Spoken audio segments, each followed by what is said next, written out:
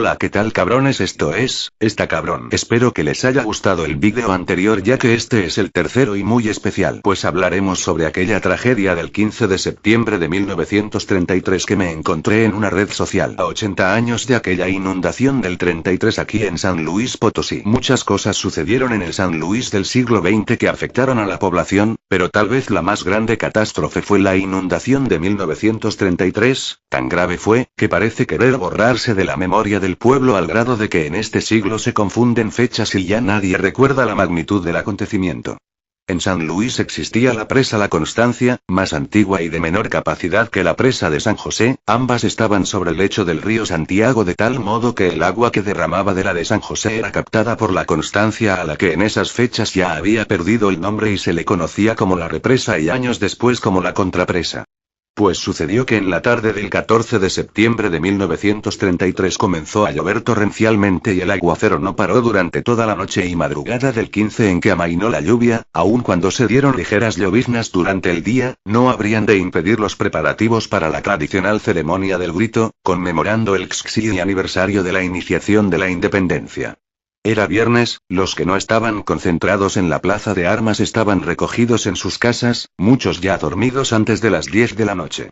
Faltaban pocos minutos para que dieran las 11, que es la hora en que las autoridades del Estado salen al balcón de Palacio en esa fecha para hacer la ceremonia, cuando fuertes voces comenzaron a gritar: se reventó la presa, se reventó la presa. La gente comenzó a correr rumbo a sus hogares esperando encontrar con bien a sus familias, y los que estaban con sus familias corrían hacia el santuario de Guadalupe, que era la zona más alta. En lo que cuento esto, el agua ya había llegado hasta el centro, en algunos lugares a una altura de 80 centímetros, como lo muestran unos clavos que se colocaron después en algunos edificios y que son hoy en día el testimonio mudo y olvidado de aquella inundación. Actualmente muy pocos saben qué son y por qué se colocaron ahí esas marcas. Considerando que el centro de la ciudad es, o al menos era la mitad de la ciudad, así como la de mediana altura entre los barrios pegados al río Santiago y el santuario de Guadalupe, tal vez podamos imaginarnos hasta dónde llegó el agua en las zonas más bajas, pero no fue que subiera el agua, fue una ola voraz que arrasó con todo lo que encontró a su paso, una gigantesca ola que se formó al romperse la cortina de la presa La Constancia, dejando escapar de un solo golpe 6 millones de barriles de agua. Los primeros en sufrir el golpe de agua fueron los habitantes de la fracción de Morales, enseguida los de Santiago y siguieron Tlaxcala, El Montecillo y Soledad. Santiago y Tlaxcala fueron los barrios que más sufrieron el embate porque a ellos les llegó el agua con todo lo que venía arrastrando de Morales. No habían pasado 40 minutos de iniciada la hecatombe cuando el general Francisco S. Carrera Torres, con 200 soldados de caballería divididos en patrullas, trataban de auxiliar a los habitantes de las zonas bajas, logrando con esto evitar más muertes. Todo el cuerpo de policía se unió a las fuerzas federales en este trabajo emergente, perdiendo la vida 2 uniformados al tratar de rescatar a varias personas. Cuando amaneció la mañana del 16 de septiembre de 1933, el escenario era dantesco: muerte y destrucción por todos lados, la mitad de la ciudad estaba destruida. Los puentes de Morales, Santiago, La Tercera Chica y Soledad fueron barridos hasta los cimientos, el puente del ferrocarril, que ahora le decimos Naranja, que cruza el río Santiago, fue severamente dañado por lo que se suspendió en tránsito ferroviario, quedando detenidos 2 trenes de pasajeros y 2 de carga hasta que se pudo reparar provisionalmente el puente, que le decía entonces del viaducto. La granja, negocio y zona de recreo del señor Pujol desapareció por completo, también desapareció el viejo Teatro Arista en la esquina de Darío de los Reyes y Damián Carmona, sobre Avenida de la Paz, la plaza de toros La Constancia resistió convirtiéndose en un contenedor de agua que duró varios días. Fueron 170 los cuerpos recuperados, de fallecidos en ese evento, no se contabilizaron los heridos ni los que fallecieron después a consecuencia de lo mismo, tampoco se consideraron los desaparecidos, que junto con los heridos fueron muchísimos más que los muertos. Las casas destruidas o afectadas se contaron por miles. Alrededor de 4,000. El domingo 17 gran parte de la población auxiliaba al ejército en su labor de remover escombros y desenterrar muertos. De los 2 policías que murieron en cumplimiento de su deber al rescatar mujeres, niños y ancianos, no conocemos ni sus nombres, sabemos de ello porque así lo mencionaron simplemente en los periódicos de esas fechas. Y 2 policías y nunca se había visto tanta miseria y desolación, pero también fue el momento de más solidaridad del pueblo potosino. Como auxilio externo vino el primer batallón de zapadores al mando del coronel Cravioto. El ejército y particulares instalaron comedores, la gente se desprendía de sus cosas para compartirlas con los que habían perdido todo, el comercio en general aportaba lo poco y lo mucho que se necesitaba. El gobierno federal aportó una cantidad que supuestamente se entregó al presidente de uno de los comités formados para paliar la desgracia. La realidad es que del destino de esos recursos ya no se supo nada, pero surgió un rico de entre la desgracia. Era gobernador constitucional del estado, el Gral. Ildefonso Turrubiartes, pero las crónicas de esos días no mencionan nada respecto a acciones o labores realizadas por él. Hoy se sabe que su administración fue en el siglo XX la que presentó mayor desorden hacendario. De los casos conmovedores que se dieron fue el hecho de haber encontrado el domingo 17 de septiembre de 1933, un envoltorio de trapos atorados en unas ramas a 9 kilómetros de Tlaxcala, con una niña menor de 6 meses. La criatura había pasado 70 horas en ese lugar, sin alimentos pero ilesa, nadie la reclamó. Otro fue un niño de 2 años dentro de un barril acompañado de una gata y 7 gatitos recién nacidos. Cuando el niño fue encontrado, cuentan las crónicas que sonrió y pidió comida.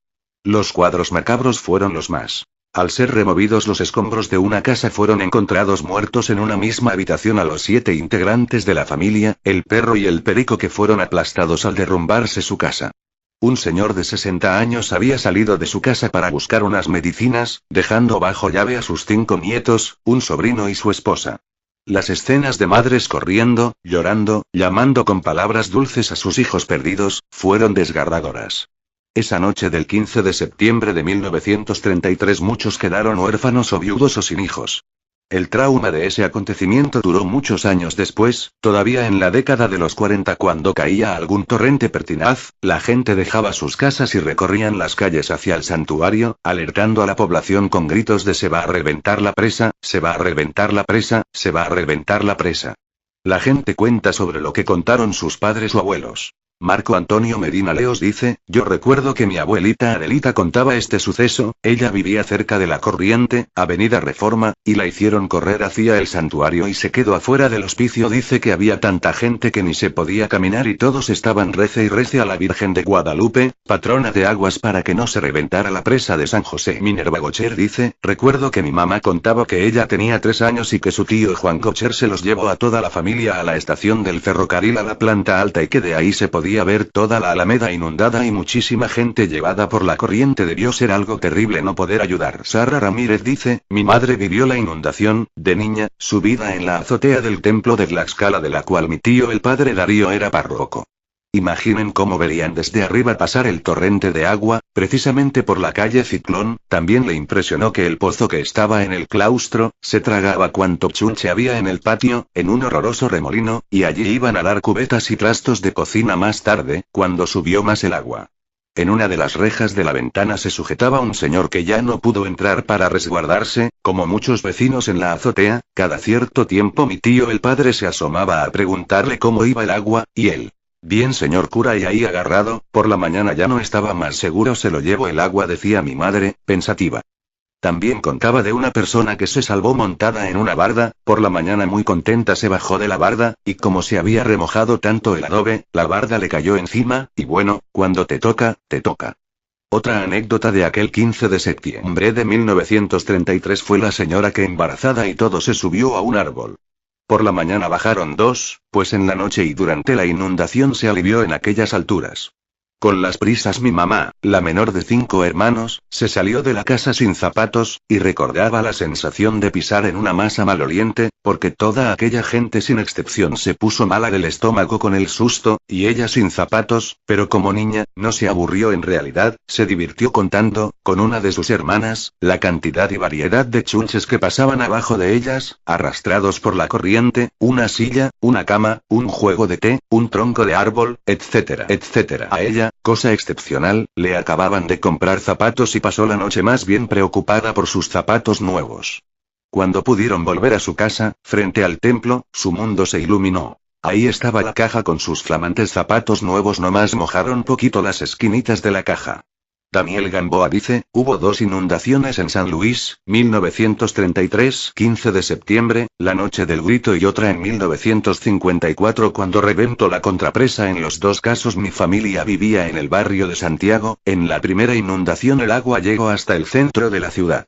Esa inundación dejó una serie de derrumbes en el barrio de Santiago y una corriente formó lo que hoy conocemos como la calle de Ciclón, de ahí su nombre. Después de la inundación mi abuelo regresó a donde estaba la casa y la encontró derrumbada y dicen que se sentó en los escombros a llorar. Hay mucha gente de este barrio que cuentan historias de esa trágica noche en San Luis. Mi madre contaba de la primera inundación, ella tenía 8 años, a ella la sacó de la casa en brazos un tío y el agua le llegaba al pecho y estaba helada, la corriente tenía mucha fuerza y los llevaba por Damián Carmona hacia el centro. Cuando llegaron a lo que hoy es Fundadores ella la bajaron al piso y el agua le llegaba abajo de la cintura, todo estaba oscuro y solo veían con la claridad de las nubes. Ese día se fueron a la casa de un tío en San Juan de Dios y no sabían qué estaba pasando, solo que mucha gente corrió para aquel barrio. En mi familia